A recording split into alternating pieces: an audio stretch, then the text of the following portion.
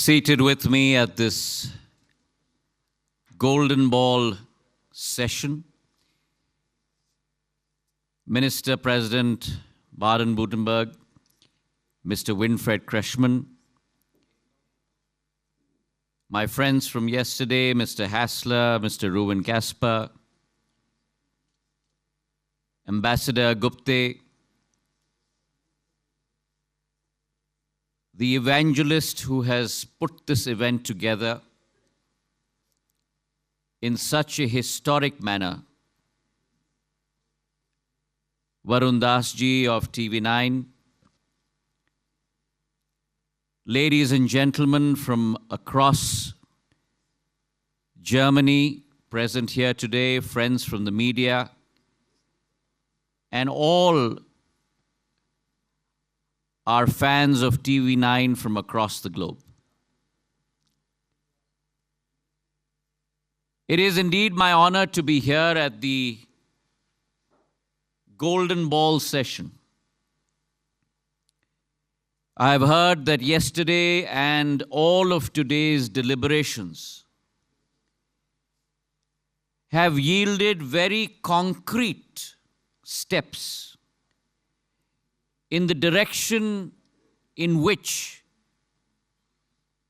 India and Germany's relationship must head. And as I mentioned yesterday, this relationship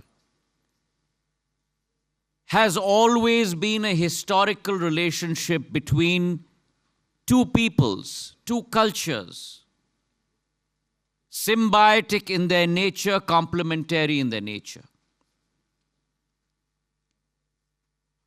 Today, I shall talk about India's turnaround story. If you look back in history,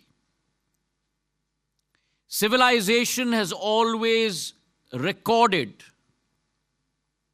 the rise and fall of nations. But the rise and fall of nations do not merely follow the tide of time. Like ships, they are anchored in their leadership. They are anchored in their strength. And in India's case, a country that has witnessed a transformative journey in the last decade under the leadership of Prime Minister Narendra Modi, a country that has today graduated from being Asia-Pacific to Indo-Pacific, that tells the story of India's arrival, the story of India's rise. But as we talk about India's rise and India's arrival, what are the levers behind this transformative change? What are the levers behind the emergence today as a global power? And as they always say, the engine of the ship is always the captainship. And under Prime Minister Narendra Modi ji, the direction that this ship has been given, the routing that this ship has been given, taking it to newfound destinations and newfound heights. Suffice to say, it has been a 180-degree turn. Prior to 2014, the 60-year-old socialist straitjacket has been thrown off. Myopic policies that restrained the growth of a great country, myopic policies that were tailored for sustenance, have been eradicated And a new growth policy, a new growth lever has been instituted. Growth policies and growth levers based on the concept of Atmanirbhar Bharat, self-reliant India. Ein Indien, And that das policy, sich selbst gerecht wird. under the leadership of Prime Minister Narendra Modi ji, over the last decade, has resulted in a country that is far more confident, a country that is far more consequential as an economy, and a country that is marching down the path of progress at light speed. And when we talk about the concept of speed, what is speed? But the amount of distance covered in a period of time. And when we talk about distance, today Indian products, Indian companies, the Indian brand, there is not a single country across this world where Indian products or Indian brands are not known, where Indian products and Indian brands have etched their quality and their capability.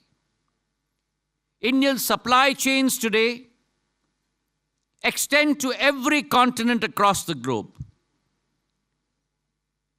And India today has become the go-to destination for every multinational, every rising company, and every startup. Because in today's globe, irrespective of the point of time in your journey as a company, every company has to be global. And suffice to say that any global strategy cannot be even contemplated about without the core of that global strategy being centered around Bharat Mata, being centered around India. And if you look at the change, citing one example, the ubiquitous part of our lives, the mobile phone, which is a ministry that now I am in charge of. Apple came to India to manufacture mobile phones in the year 2021. They had a turnover of $1.6 billion. Today, 3 years down the road, Apple's turnover from manufacturing iPhones in India, the only country where it has manufactured phones outside China, is $8.1 billion.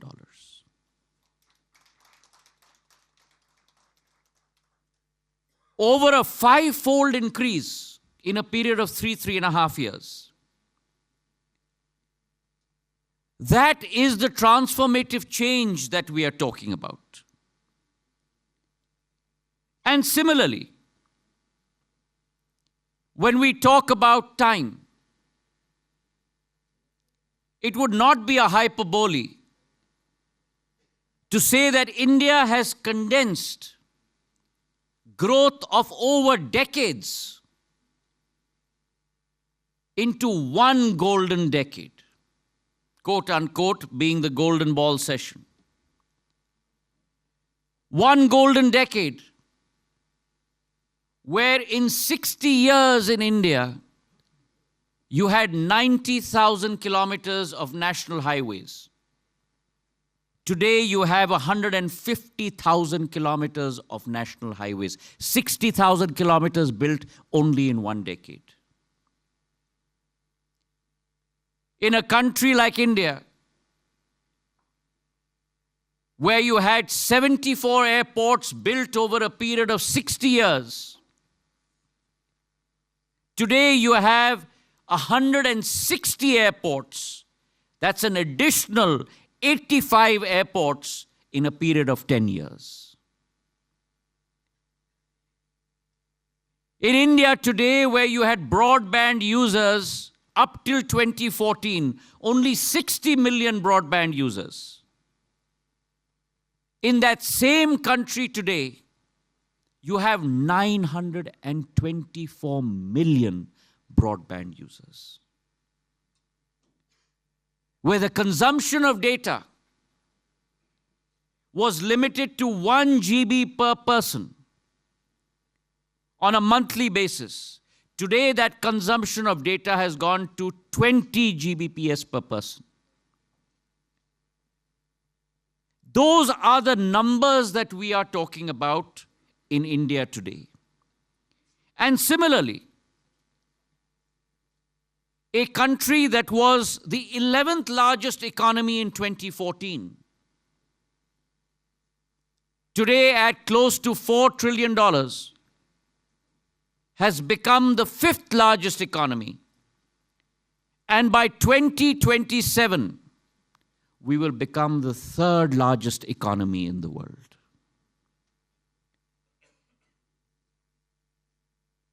On foreign exchange reserves, a country that had close to $304 billion today has $684 billion in terms of reserves.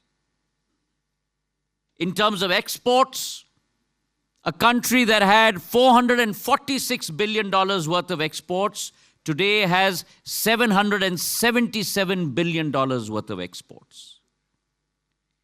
And therefore, India, ladies and gentlemen, has transformed itself, is transforming itself, both at scale and at speed.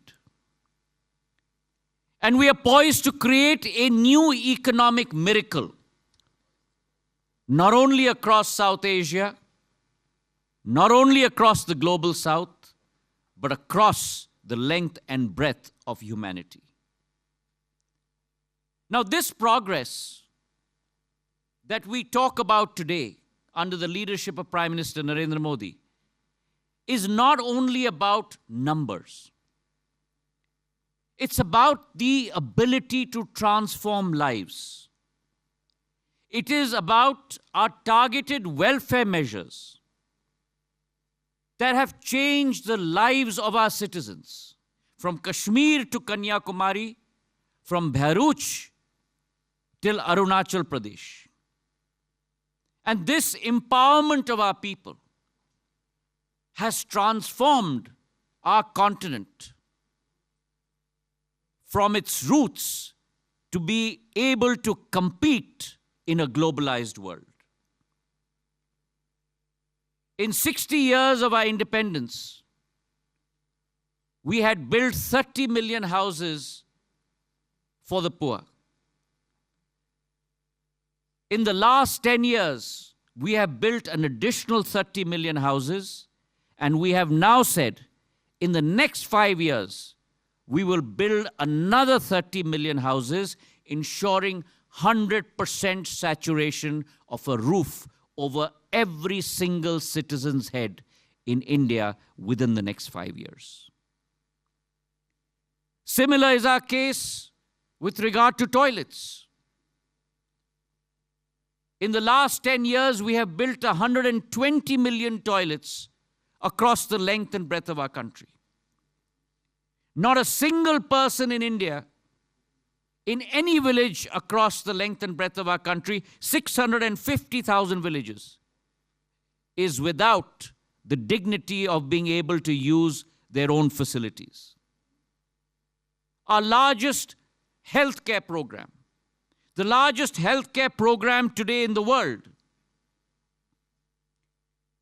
a universal coverage of close to about $6,000 on an annual basis for every single citizen below the poverty line, covering today 30 million citizens across the length and breadth of our country, and adding on every single person above the age of 70 years taking that number from 30 million to 36 million. And similarly, every single woman across the length and breadth of our country will move from using wood to cook their food to gas cylinders and gas stoves. In the last 10 years, 100 million women through the Ujjwala Yojana have been empowered with free gas stoves and free gas cylinders. When COVID came along, and many across the world were left without jobs, left without food to eat, under Prime Minister Modi's leadership, we committed ourselves that not a single citizen in India will go to sleep on an empty stomach. We instituted a food program for 800 million people across the length and breadth of our country. And that's why we use the refrain that India is moving both at scale and at speed. And all of this, ladies and gentlemen,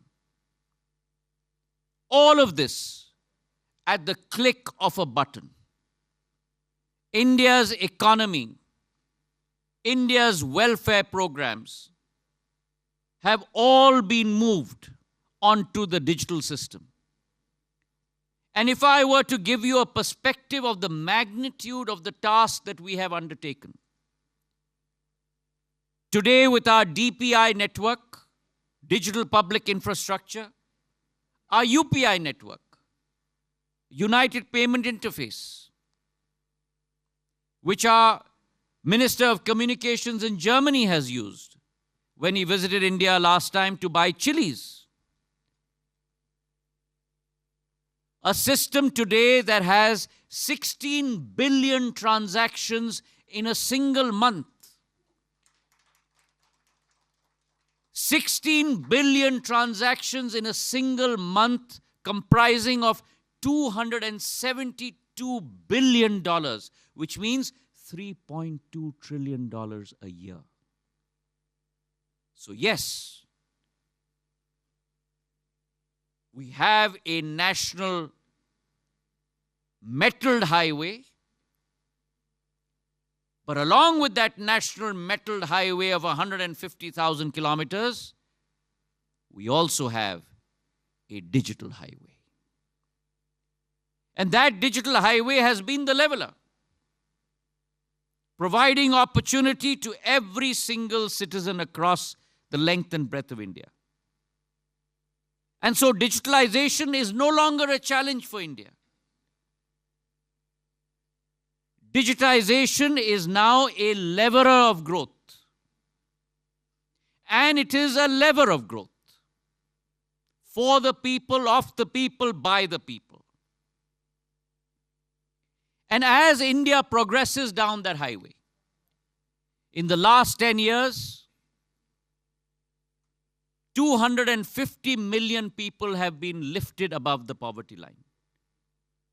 This is probably the largest turnaround that history has documented in any economy across the world. And as we move from the core to the periphery, and when we talk about the periphery in growth mode under Prime Minister Narendra Modi, we are talking about India's innovative capability, India's soft power capability. India historically has always been a land of invention. We invented the zero.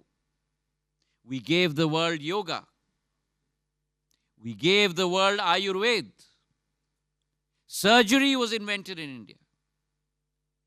But now India moves from invention to being a cradle of innovation.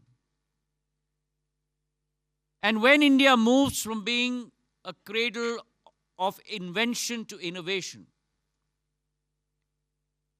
it reminds me of the movie Star Trek,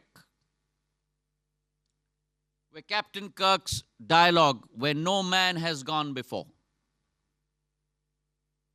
India's Mars mission, ladies and gentlemen, a successful mission, was executed at 11% of the budget of NASA.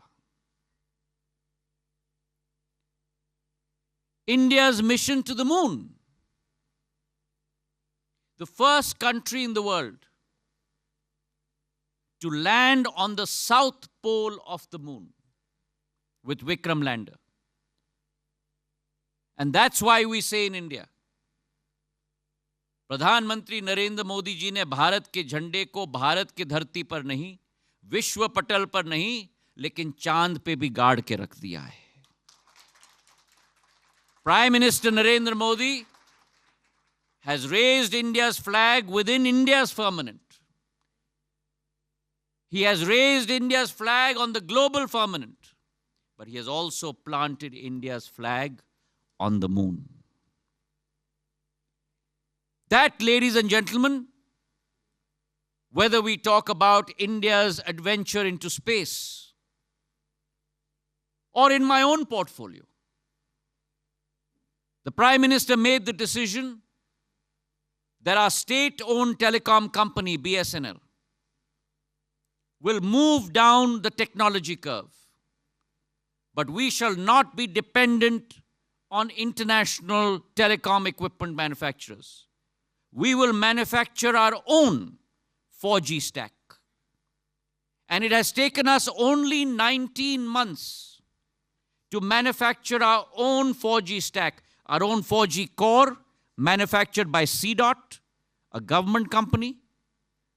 Our radio access networks, manufactured by an Indian private sector company, Tejas, and both of them being put together by our own Indian system integrator, Tata Consultancy Services. An end-to-end Indian solution. We are rolling it out as we speak. 50,000 towers have been rolled out, 100,000 towers by next June, on which the 5G network will also be laid. The Indian stack 5G network will be laid. The only fifth country in the world to successfully do so in a record period of time.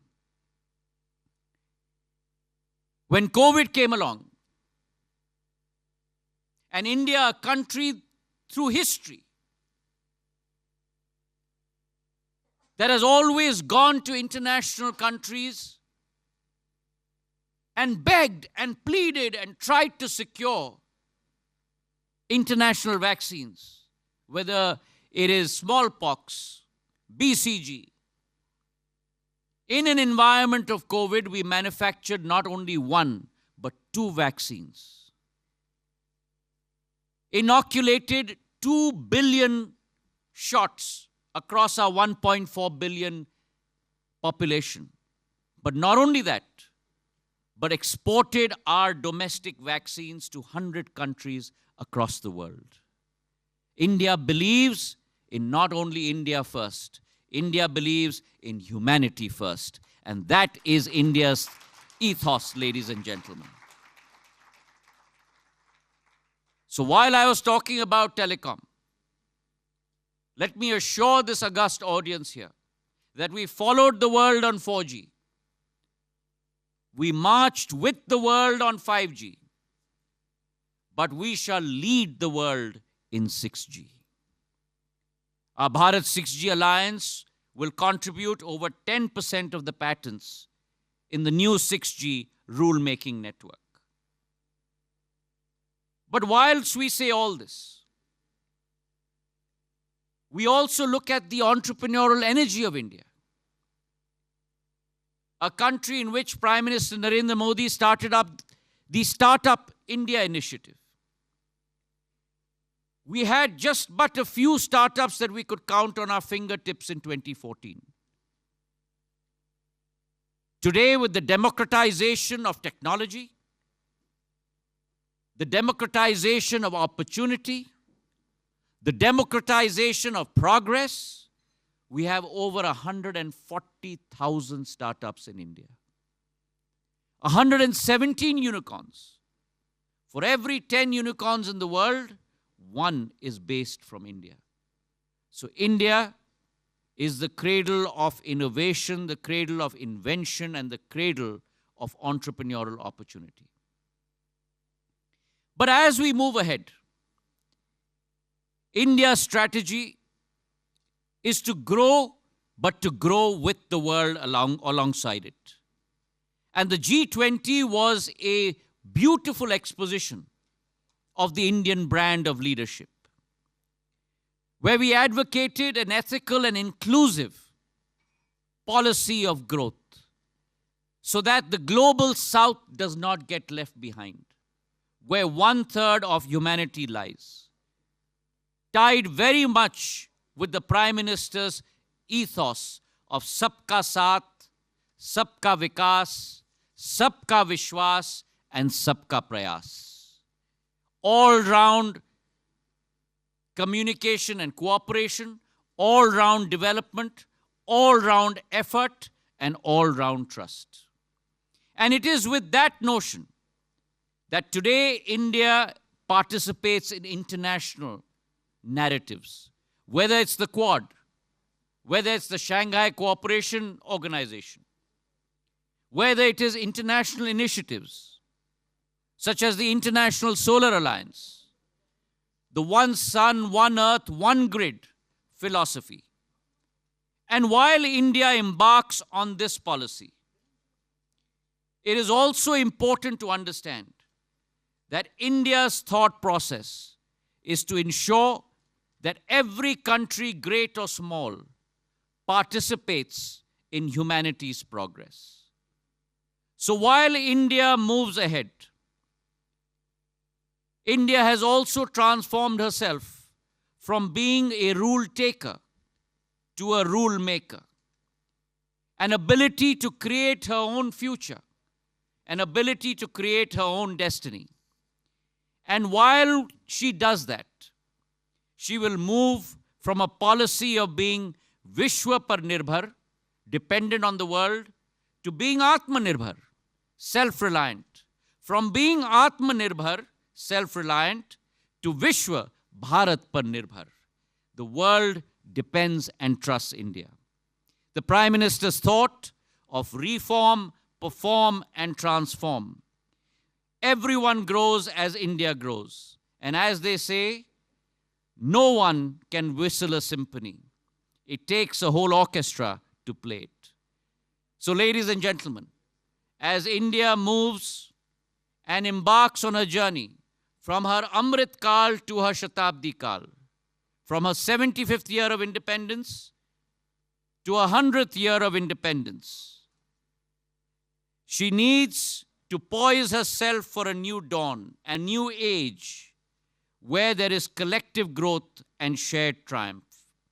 And on this stage, I invite all of you to come be a part of that transformative journey. I thank TV9 and the government of Germany for organizing this wonderful conference, and I wish you all the very best. Jai Hind, Jai Bharat.